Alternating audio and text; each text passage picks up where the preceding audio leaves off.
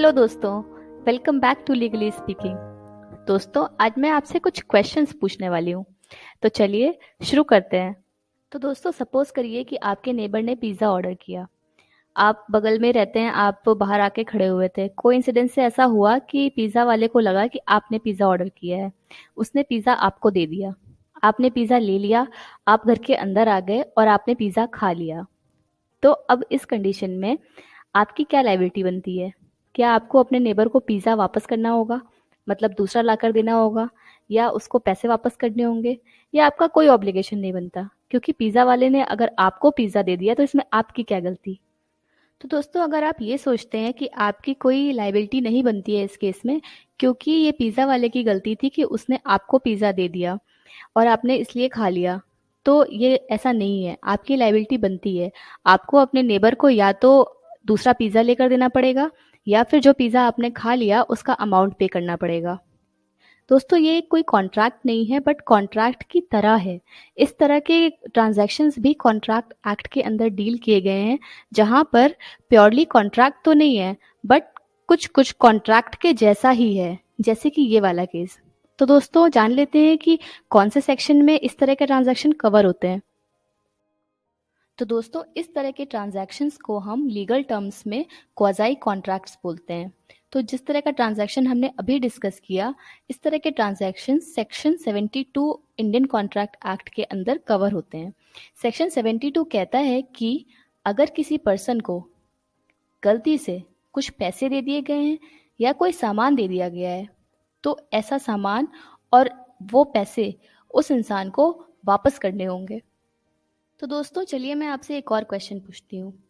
एक दिन की बात है कि आप रास्ते से जा रहे थे, भेलपुरी खा रहे थे। उसी टाइम आपकी नज़र पड़ी कि एक गोल्डन रिंग पड़ी हुई है आपके पैर के पास। आपने वो रिंग उठा ली और अपने पास रख ली। अब आप उस रिंग का क्या कर सकते हैं? क्या आप उसे बेच सकते हैं? क्या आप उस रिंग को ले जाके अपनी बाकी ज्वेलरी के साथ रख सकते हैं? लॉ क्या कहता है? ऐसे में आपकी क्या ड्यूटी बनती है? तो दोस्तों, जब आप अपनी रिंग या कोई ज्वेलरी या कोई भी सामान किसी शॉपकीपर के यहाँ देते हैं, तो उस शॉपकीपर की क्या रिस्पॉन्सिबिलिटी होती है कि वो आपकी चीज़ को अपनी चीज़ों के साथ मिक्स ना करे, उसे बेचे नहीं, ओवरऑल उसे सेफ रखे, सही रखे, जैसा आपने उसे दिया है वो उसे वैसा ही रखे। अगर आपको कोई रिंग पड़ी हुई मिलती है तो आपकी भी सेम रिस्पॉन्सिबिलिटी है, और ये चीज़ लिखी हुई है सेक्शन 71 ऑफ कॉन्ट्रैक्ट एक्ट में। दोस्तों, आप सोचेंगे कि मैं आपको सेक्शंस क्यों बताती हूँ। मैं आपको सेक्शंस इसलिए बताती हूँ ताकि आप ये जानें कि ये सब चीज़ें जो आप जान रहे हैं, ये किसी का ओपिनियन नहीं है, बल्कि आप जिस देश में रह रहे हैं उस देश का लॉ है। तो दोस्तों, मैं आपको कुछ लीगल टर्म्स बताती हूँ। जब आप कोई सामान किसी शॉपकीपर को देकर आते हैं उसे रिपेयर कराने के लिए, तो ये कॉन्ट्रैक्ट ऑफ बेलमेंट होता है, जहाँ पर आप एक बेलर होते हैं और शॉपकीपर को हम बेली बोलते हैं। और जैसा कि हमने भी डिस्कस किया कि शॉपकीपर की कुछ रिस्पॉन्सिबिलिटीज़ होती हैं कि वो आपके सामान को डैमेज ना करे, अपने चीज़ों के साथ मिलाए ना, और सही सलामत रखे।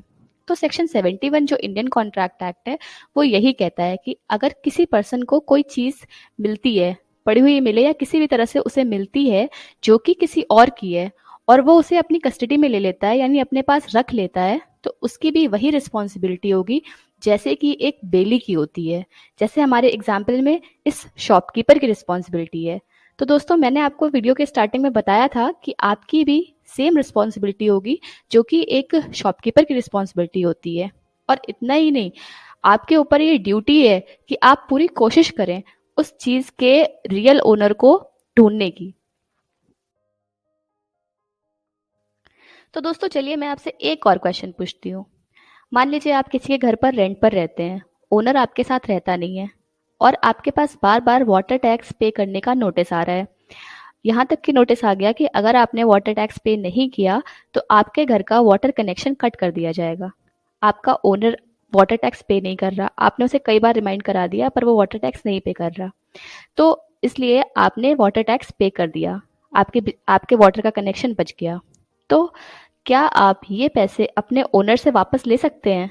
क्योंकि ओनर तो कहेगा कि मैंने तो आपसे नहीं कहा कि आप वाटर टैक्स पे कर दो, आपने पे कर दिया तो मेरी क्या रिस्पॉन्सिबिलिटी है? तो दोस्तों, यहाँ पर आपके ओनर को आपको वो पैसे पे करने पड़ेंगे। तो दोस्तों इस तरह के केसेस जो हैं वो सेक्शन 69 इंडियन कॉन्ट्रैक्ट एक्ट के अंदर कवर होते हैं। अगर आपने कोई ऐसी पेमेंट कर दी है किसी और के बिहाफ पे जो उसे बाय लॉ करनी थी लेकिन उसने नहीं की, तो आपको उस चीज़ का, उस पैसे का रिम्बर्समेंट मिलेगा। तो इस केस में, इस एग्जाम्पल में आपका ये इंटरेस्ट था कि अगर पानी कट जाएगा, अगर वाटर टैक्स जमा नहीं होगा और पानी नहीं आएगा तो उसमें आपको प्रॉब्लम होगी, इसलिए आपने वो पैसे पे कर दिए। तो लेकिन वो पैसे लीगली पे किसको करने थे? आपके ओनर को पे करने थे। तो इसलिए आप एंटाइटल्ड हैं कि आपको उस पेमेंट का, उस वाटर टैक्स के अमाउंट का रिम्बर्समेंट आपके ओनर से मिले। तो दोस्तों चलिए मैं आपसे एक लास्ट क्वेश्चन और पूछती हूँ।